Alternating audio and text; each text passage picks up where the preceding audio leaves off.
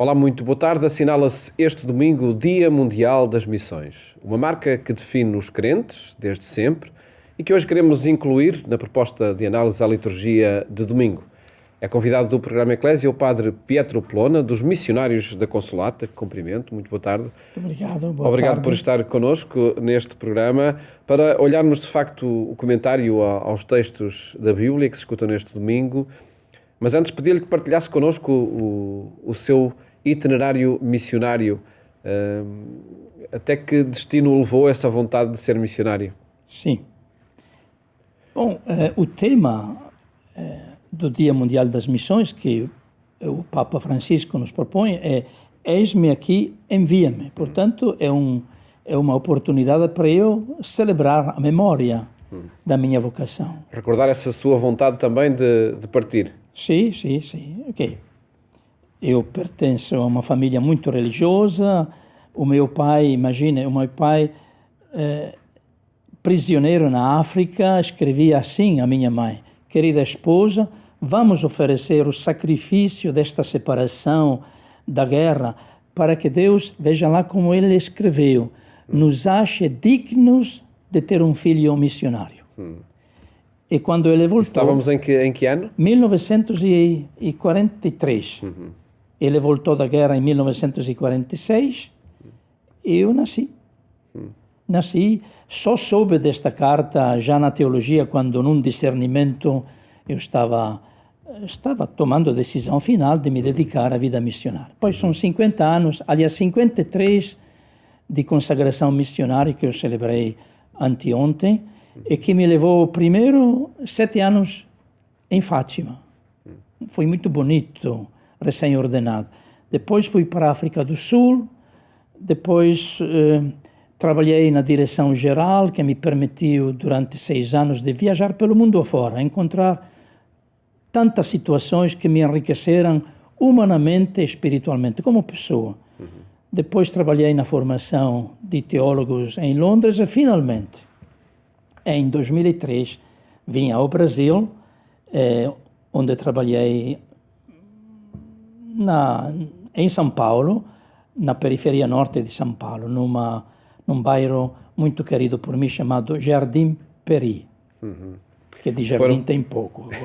E foram os últimos 17 anos no trabalho da missão. Sim. Pedi-lhe, padre Pietro Plona, que ainda que voltasse a essa carta que o seu pai escreveu à sua mãe, e para recordar, quando tomou conhecimento dela, que sinal foi esse para si? Eu estava num momento de discernimento, sabe? A gente tem este desejo da vocação desde pequeno, mas ao longo dos anos vai discernindo. E a minha mãe viu que estava num momento delicado, então me mandou uma carta. E dentro desta carta ela dizia: olha, eu te envio esta carta não para influenciar a tua decisão, mas para você refletir. Claro que quando eu abri aquela carta, quer dizer, sabendo do sacrifício e da oração dos meus pais, me ajudou a refletir. Eu, ainda bem que continuei, porque tenho tido uma vida muito feliz como missionário e missionário da Consolata. É natural de que zona de Itália? Perto, uma cidade chamada Brescia, perto de Milão, uma zona muito conhecida devido ao coronavírus, que foi uma tragédia. Bergamo e Brescia, deu muito sofrimento. Mas a cidade, eu me orgulho de dizer, a cidade de São Paulo VI, e pouco longe a cidadezinha de São João 23. Dois insígnios pontífices, dois papas da Igreja deste... O Concílio Ecumênico Vaticano II. Exatamente, do século XX, que marcou uma transformação, uma renovação na Igreja. Essa experiência missionária foi uma experiência de entrega aos outros, de promoção humana, de evangelização, e sobretudo perguntava-lhe como é que ela se foi realizando em diferentes décadas e em diferentes latitudes. Sim. Bom, tudo depende da função que me foi entregue. Na formação em Fátima, jovem padre, eu muito recebi das famílias que eu encontrava, da fé do povo português. Estávamos na década de 60, 70? 75, 82.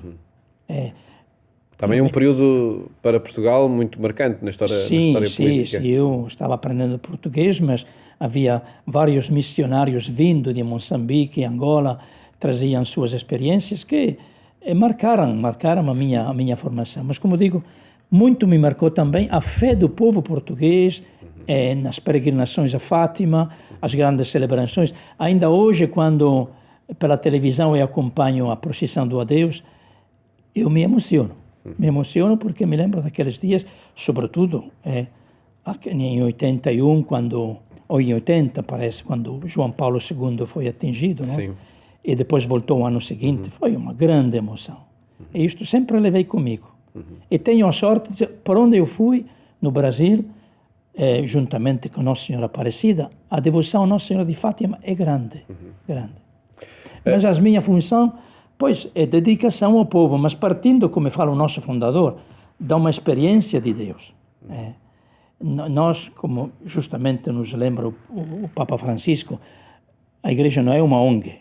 Deriva a sua ação para com os outros no encontro com Deus, com o Evangelho, com a pessoa de Jesus. E esta pessoa que a gente vai encontrar, vai enxergar nas várias situações em que somos enviados e encontramos. Também naquelas mais difíceis, como acredito que tenham sido nos últimos 17 anos nas periferias de São Paulo? Sim, claro.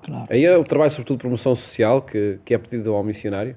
Sim, temos a paróquia engajada em obras sociais, de formação das crianças, de educação de adultos, analfabetos, não é? E no atendimento dos pobres com cestas básicas, obras de promoção social, sim. Padre Pietro regressou agora do Brasil, não é? Sim. As funções agora são de partilha desse seu testemunho? Aqui em Portugal agora, atualmente? Agora eu acabo de chegar, não é? E, sim, quando os superiores me pediram, nós temos um projeto para você na Itália e em Portugal, eu disse, eu estou disponível. Eu disse, brincando, aos 73 anos preciso começar a obedecer. Mas disse, visto que o senhor me pergunta, eu disse, Portugal. Pela experiência que eu tive, os confrades que eu tenho aqui, muito amigos meus, eu me sinto em família. Agora vou visitar a minha família e daqui a pouco voltarei e aguardo o lugar e a missão que me será confiada. Para uma nova missão aqui em Portugal. Me parece aqui em Lisboa, mas estou disponível. Ficará então aqui por perto. Sim. E esta presença do Padre Pietro Plona aqui neste programa, para além desse testemunho missionário, recordar o Dia Mundial das Missões, tem também esse objetivo de comentarmos a liturgia de domingo, Sim. Os textos da Bíblia. Vamos comentar o Evangelho. Antes, vamos escutar o texto do Evangelho que é lido nas missas deste domingo.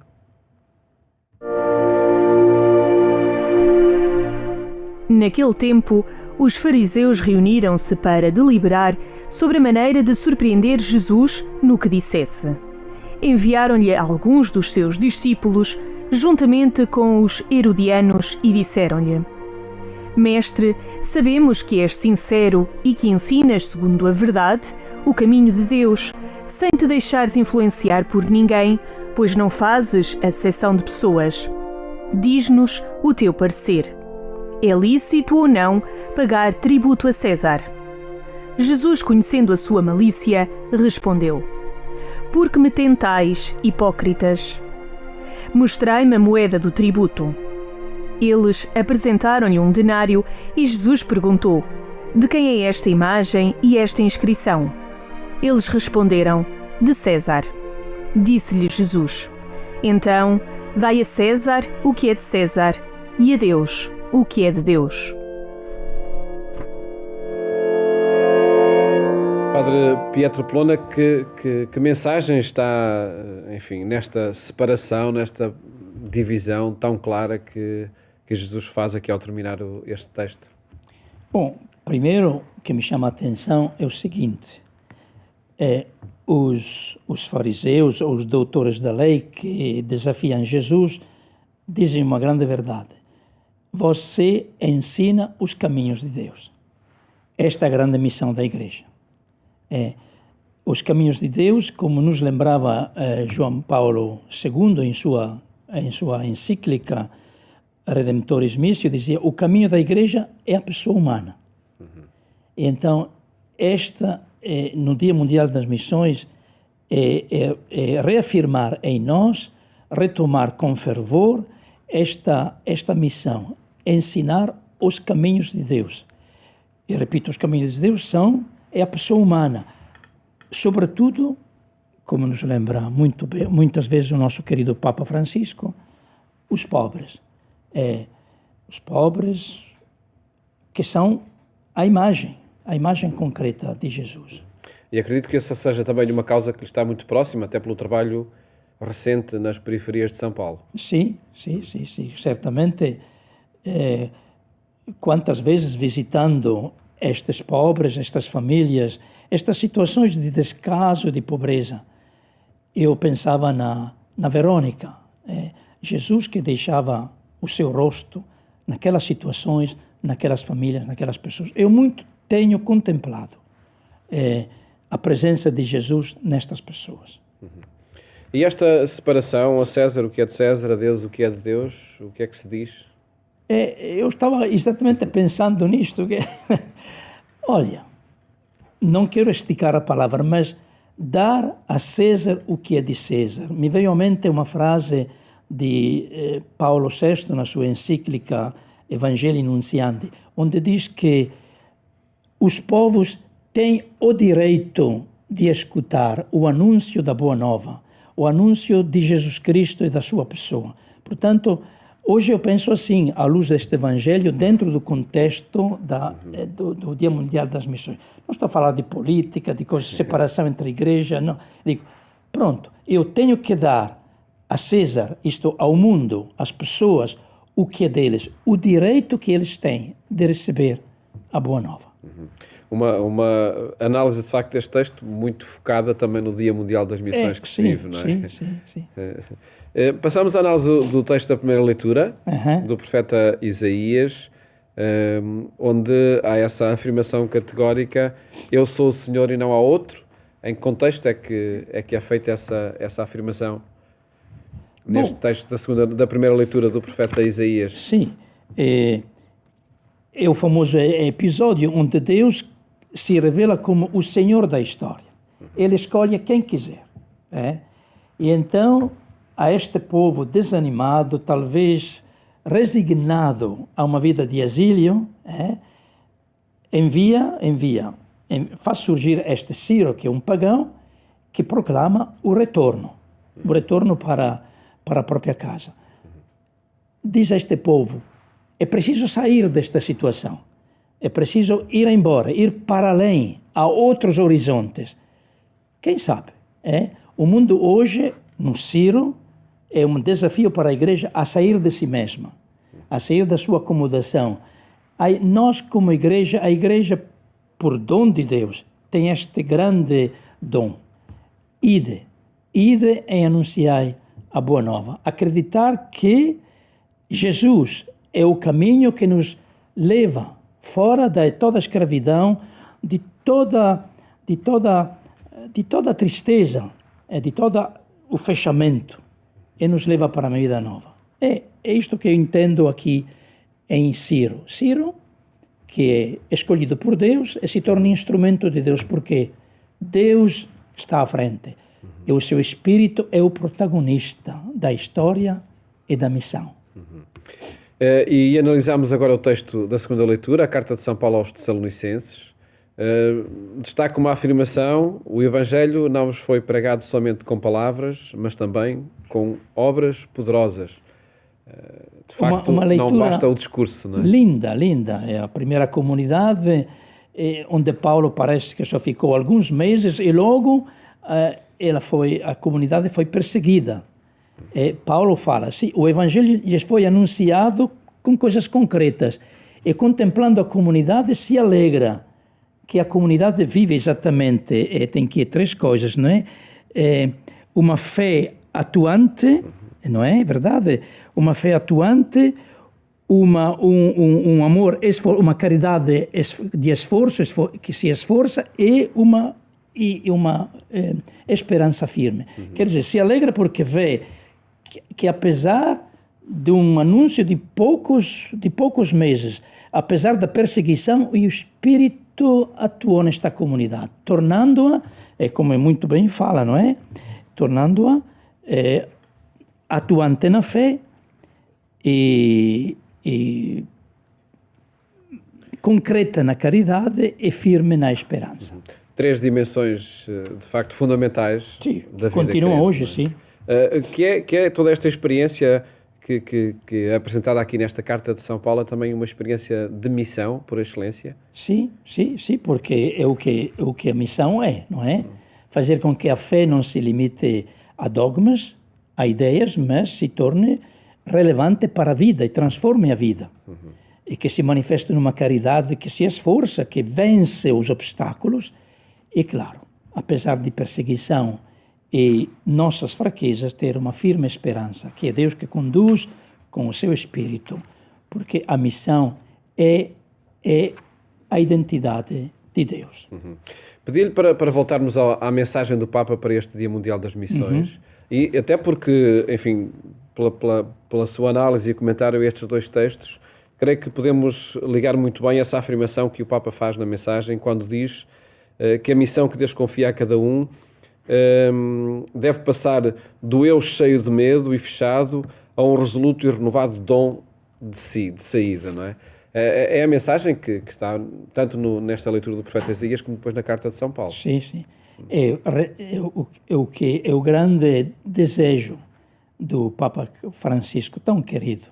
Igreja em saída. Não tem como. A igreja vive se sai de si mesma.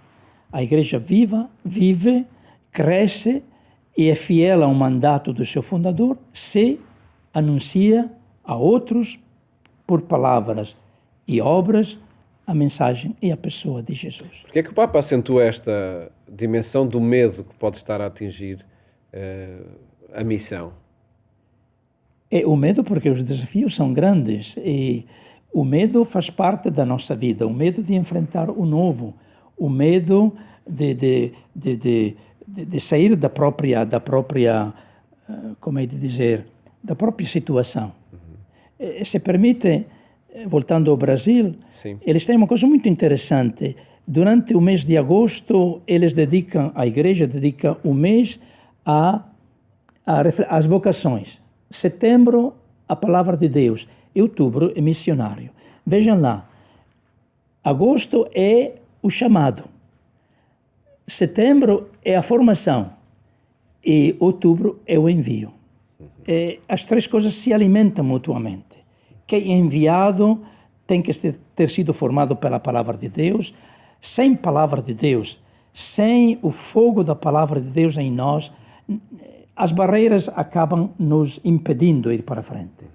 Então, o medo que Jesus falou, não tenhais medo. Por quê?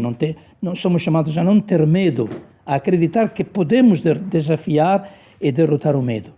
A presença de Jesus ressuscitado, o missionário do Pai. Apesar de todas as fragilidades que possam existir, de todas as circunstâncias, como agora a situação de pandemia, é um fator acrescido para vencer esse medo? Ou é necessário uma coragem acrescida para vencer esse medo? Sim, certamente. Deus, fala-se muito na televisão, nos jornais, este momento tem lições para nós aprendermos. Certamente, como na última exortação encíclica do Papa, somos todos irmãos e irmãs. Nos fez descobrir que sozinhos podemos ir depressa, mas é juntos que vamos mais longe. Somos todos irmãos. A missão pensada neste contexto de pandemia, que nova configuração tem de ter?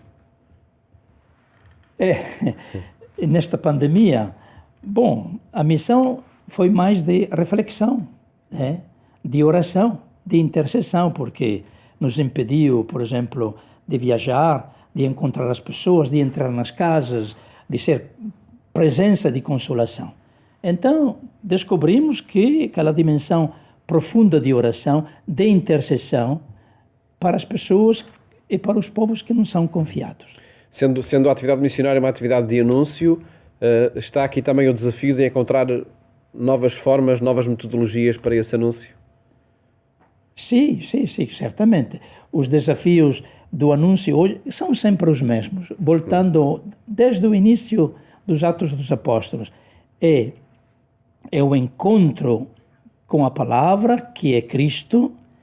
Quanto mais eu me encontro com Cristo na palavra, é que sinto nascer e surgir dentro de mim a vontade de comunicar esta palavra, este fogo, este Espírito Santo. E esse é, por certo, o testemunho fundamental do missionário, né? Do Padre Pietro Pelona, depois desta sua experiência de missão em muitas latitudes. Com tantas limitações e fraquezas, mas sei que ser missionário é graça e dom de Deus. E somos conduzidos sempre pelo Espírito Santo. Agradeço, Padre Pietro, ter estado aqui a partilhar o seu testemunho e a comentar também a liturgia de domingo. Que agradeço. Para quem nos está a seguir. Muito obrigado e felicidades agora para novos desafios aqui em Portugal. Muito obrigado. Mais logo siga a nossa edição na rádio, na Antena 1, pelas 22h45, também com histórias da missão que apresentamos neste mês de outubro em Conversas Além Fronteiras. Votos de uma ótima tarde. Até à próxima segunda-feira, se Deus quiser.